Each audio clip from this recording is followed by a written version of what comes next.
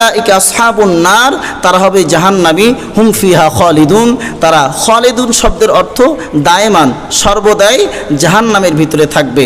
দায়মান মানে যার শুরু আছে শেষ নাই, যার স্থায়ী জাহান্নামে থাকবে মানে যার শুরু আছে কোনো শেষ নাই।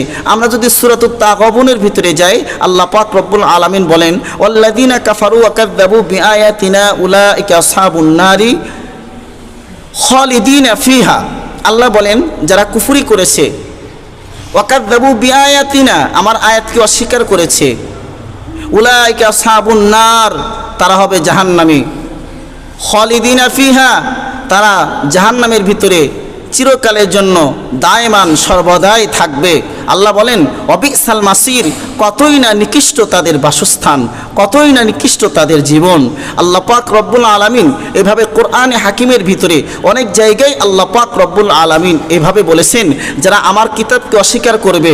এমনকি বিশ্বনবী মুহাম্মদ সাল্লাল্লাহু আলাইহি সাল্লামের হাদিসকে, যেই হাদিস বিশ্বনবী থেকে প্রমাণিত যে বিশ্বনবী এ কথা বলেছেন, কোনো সন্দেহ নাই বিশ্বনবী বলেছেন, এমন হাদিসকেও যদি কেউ অস্বীকার করে সেও বেঈমান হয়ে যাবে। কারণ আল্লাহ পাক রব্বুল আলামিন সূরাতুন নাজমের ভিতরে বলেছেন মা ইয়ানতিকু আনিল হাওয়া, বিশ্বনবী মন চাই জিন্দেগি মতে মন গড়া কোনো কথা বলেন না। ইন হুয়া ইল্লা ওয়াহয়ু ইউহা, যা কিছু বলেন যা কিছু করেন আল্লাহ থেকেই করেন, আল্লাহ থেকেই বলেন। আল্লাহ পাক রব্বুল আলামিন সূরাতুল বাইয়িনার ভিতরে বলেছেন ইন্নাল্লাযীনা কাফারু মিন আহলিল কিতাব ওয়াল মুশরিকিন ফি নারি জাহান্নাম খালিদিনা ফিহা, নিশ্চয় যারা আহলে কিতাবদের ভিতর থেকে, আহলে কিতাব বলতে যাদেরকে আল্লাহ আসমানি পূর্বে কিতাব দান করেছিলেন, যেমন বর্তমান জামানায় ইহুদি এবং খ্রিস্টান, খ্রিস্টানরা ইনজিলকে মানে, ইহুদিরা তাওরাতকে মানে, এদেরকে আহলে কিতাব এক সময় ছিল।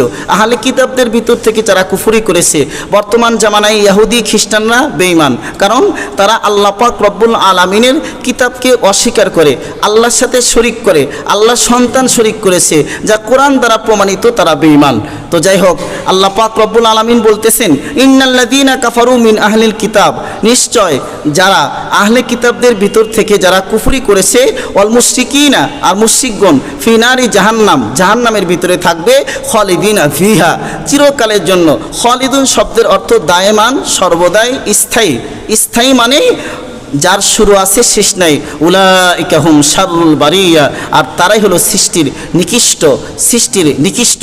যারা বিশ্বনবী মুহাম্মদ সাল্লাল্লাহু আলাইহি সাল্লামকে আলিমুল গায়ব আল্লাহর মতো মনে করে, তারা হবে বেঈমান, তারা হবে কাফের। হাজির নাজিরও বিশ্বাস করলে হবে কাফের, কারণ কোরআনকে অস্বীকার করা হবে, সহিহ হাদিসকে অস্বীকার করা হবে। আল্লাহ পাক রব্বুল আলামিন আমাদেরকে সহিহ বুঝদান করুন, আমিন।